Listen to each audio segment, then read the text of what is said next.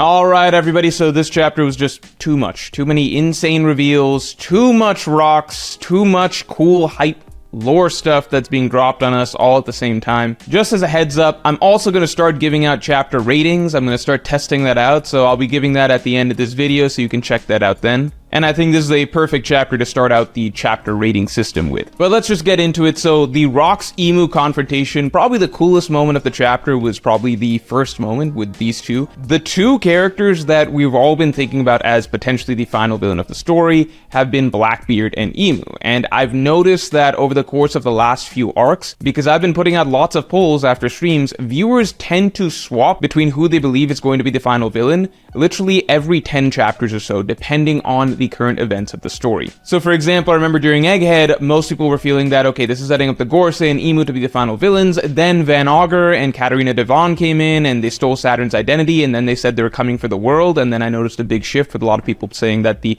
Blackbeard pirates might be the final villains. Then I noticed that in Elbaf, especially once Emu showed up and began doing Dami Reversi and all the crazy stuff on Elbaf, the almost unanimous consensus became, okay, Emu is obviously set up to be the final villain. This is just absolutely insane. And now that we're getting all of this Rox stuff, and especially with Rox sitting there in front of Emu swearing that I will one day be back, now I've seen a shift again where more people are leaning towards Blackbeard. And actually this happened as of last chapter. I'm very curious to see what the general consensus is in the polls after this chapter, with Rox directly telling Emu that he is going to be back for his crown. I feel like now 60 to 70% of people might be swinging over to, okay, Blackbeard just is the final villain. So I think it is just absolutely fascinating that Oda has created a story with so much build-up, so much planning, so much signposting for the viewers, and yet at the end of the line, we still don't actually know who the final villain is going to be, but not in a sort of like, oh, it's so confusing and Oda really muddied this up sort of way. More like he set things up in a manner that both would fit perfectly as final villains, and both would carry different thematic and symbolic meanings, and they would both make for very satisfying conclusions. And it just helps One Piece so much that even at this stage, it has unpredictability, but unpredictability in a way that it's not just like, okay, random stuff is happening, but rather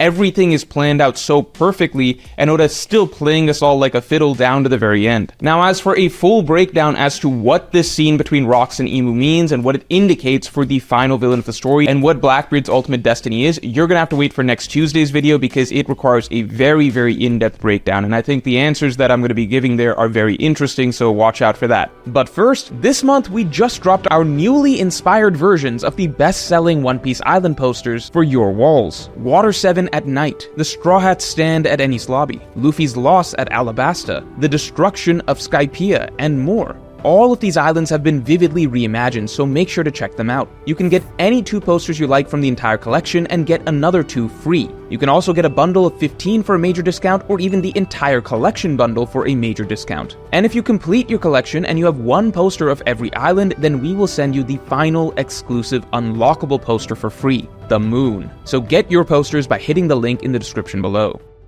Now, after Rox exited his confrontation with Emu, the other pleasant surprise of this chapter was Harold. As it turns out, Harold was essentially like the Whitebeard to Rox's Roger. This other guy who was seemingly at the same level as the Pirate King, but who didn't really have as grand ambitions and just focused on taking care of what's his. The Rox-Harold dynamic really does strike a very similar resemblance to Roger Whitebeard, including the fact that Rox genuinely seems to consider them friends, and Harold at the very least allowed Rox to chill at Elbaf for some period of time. I actually really like that dynamic. It humanizes Rox to some degree and makes him very likable. And just the simple fact that Harold essentially turned out to be Yonko plus, like, Pirate King tier level, it seems insane on the surface, but not when you actually think about it, because we were told this for a long period of time. Like, we've been told so many times over that Elbaf is just the strongest nation on the seas, the strongest nation on the seas. Just because the Elbaf of today no longer lives up to the reputation that it once has, doesn't change the fact that it did once earn that reputation. Like, Shamrock literally says that the giants of Elbaf once ruled the New World. So before all of these pirates, Rox, Roger,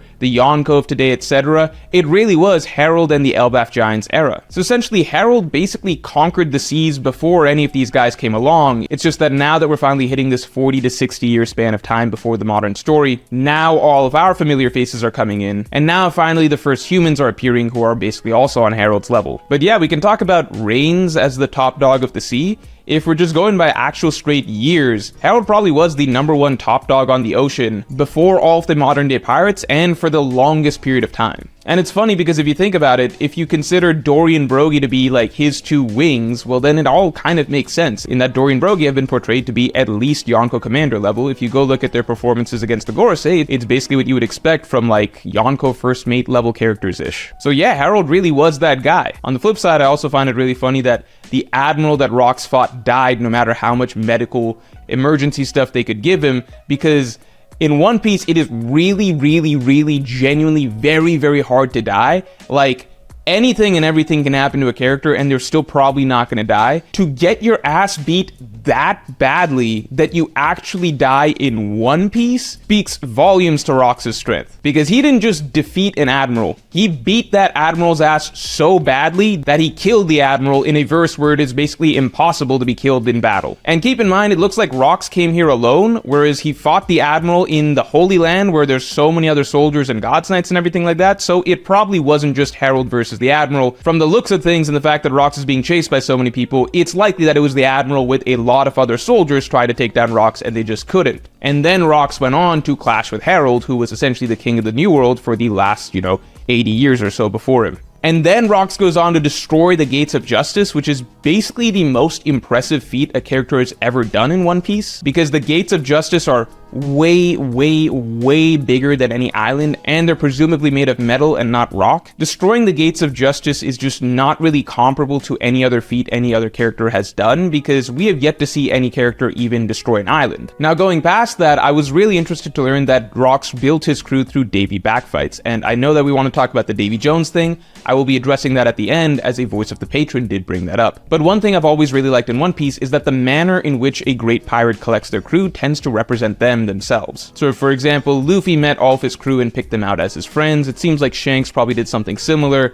On the other hand, Big Mom gave birth to her crew, which means that they're all essentially born into subordinates to her. Kaido went around fighting different captains of the New World that was established, and then earning their respect and having them come into his fold. Blackbeard basically stole his crew through Impel Down, and Rox's method is unique to him. The Davy backfight is a combination of essentially stealing crew members from other crews, but at the same time you have to earn it through your own strength and ability. So it's kind of a combination of Blackbeard's methods and Kaido's methods, which makes sense because Rox does seem very similar to Blackbeard, but much more of a confrontational warrior, really conquerors-esque mentality infused into a Blackbeard type personality, which makes him just a very fascinatingly unique character in One Piece. Also, it is further confirmed this chapter that Rox is a swordsman, which is just one more character being dropped into the long-running roster of swordsmen that we have at the top of the One Piece world. At this point, I think if you're to crunch the numbers, I believe that the majority of top tiers that we've seen in the One Piece world are swordsmen, so that's pretty cool. So Zoro eventually becoming the world's strongest swordsman is going to carry a lot of meaning. If you're a Zoro fan, or if you're currently a Mihawk fan, that's obviously exciting stuff. And finally, we have the upcoming raid on Hachinosu. So this is set to be a major